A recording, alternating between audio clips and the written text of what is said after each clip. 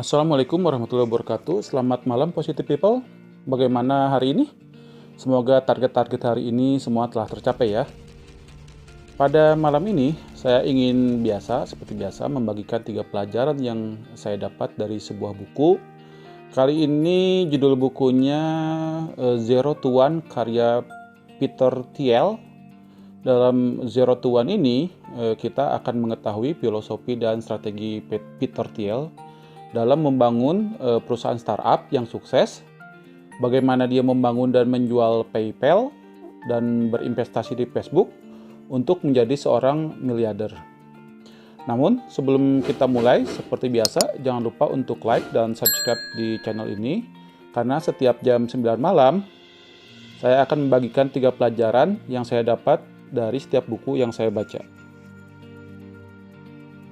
Jadi, mari menjadi orang yang 1% lebih baik setiap hari melalui buku.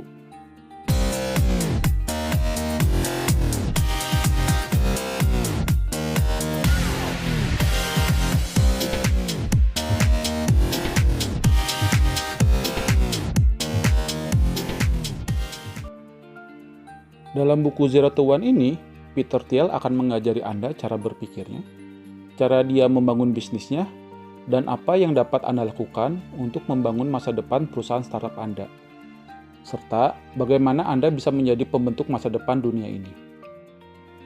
Berikut ada 3 pelajaran dari buku tersebut.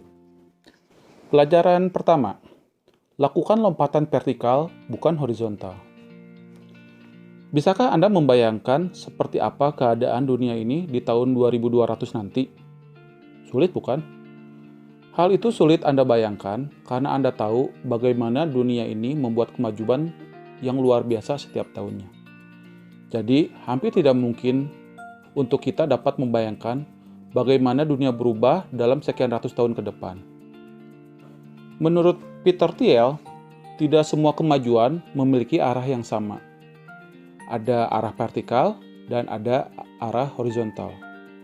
Sebagian besar kemajuan yang kita lihat sehari-hari merupakan kemajuan horizontal. Kemajuan TV ini merupakan kemajuan yang menyebarkan ide dan teknologi yang ada dari satu ke banyak orang secara horizontal. Sebagai contoh, Apple menjadikan PC akhirnya menjadi teknologi yang terjangkau bagi semua orang melalui produknya Apple II.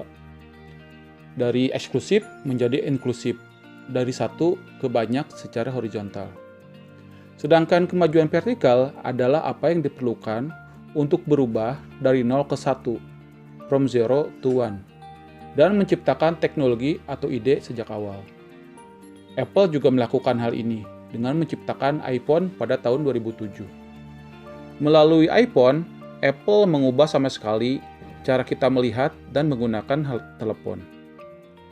Jadi jika Anda ingin membuat startup yang tidak hanya meningkatkan kualitas, tetapi juga mengubah dunia, maka Anda harus beralih dari 0 ke 1, from 0 to 1, bukan dari 1 ke banyak. Hal ini hanya dapat dilakukan dengan mempertanyakan secara kritis asumsi-asumsi yang telah dipercaya saat ini. Contoh pertanyaannya adalah, bisakah orang hidup di bulan? Apakah mungkin dunia tanpa mobil? Akankah kita dapat sebetulnya hidup dari energi terbarukan? Itulah contoh-contoh pertanyaan kritis yang harus kita pikirkan jika ingin mengubah dunia. Ini adalah lesson learn pertama dari buku ini yang saya dapatkan.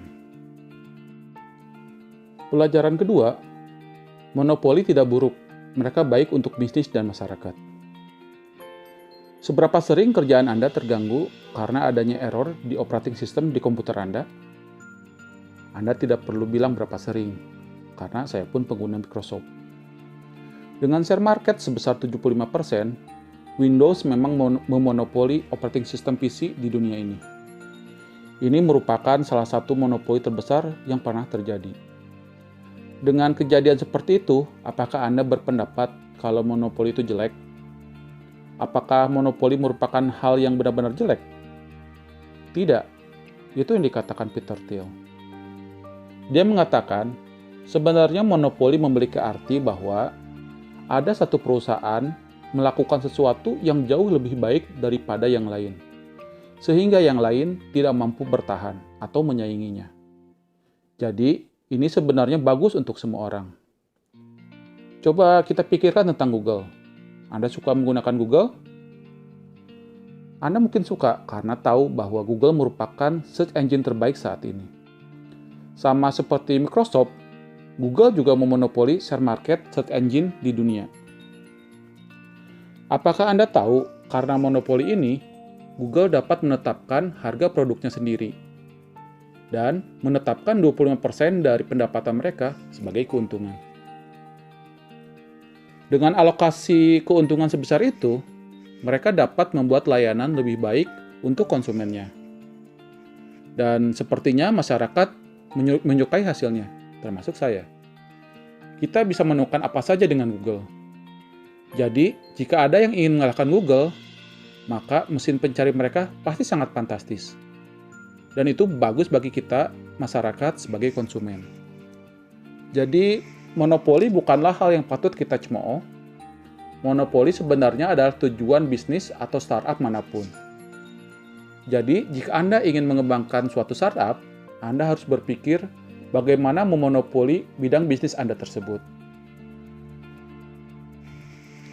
Pelajaran ketiga, pendiri atau founders membutuhkan visi untuk menjadi zero to one. Untuk membangun perusahaan yang memonopoli suatu bisnis, tentu saja tidak terjadi dalam waktu semalam. Peter Thiel dan 50 orang dalam tim PayPal menghabiskan waktu bertahun-tahun untuk membawa PayPal menjadi sistem pembayaran nomor satu yang digunakan oleh pelanggan eBay.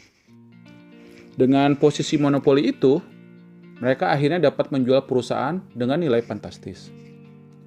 Pertanyaannya, bagaimana mereka menemukan motivasi untuk melakukannya bertahun-tahun? Peter Thiel menjawab dengan mengatakan hanya satu kata. Kata tersebut adalah visi.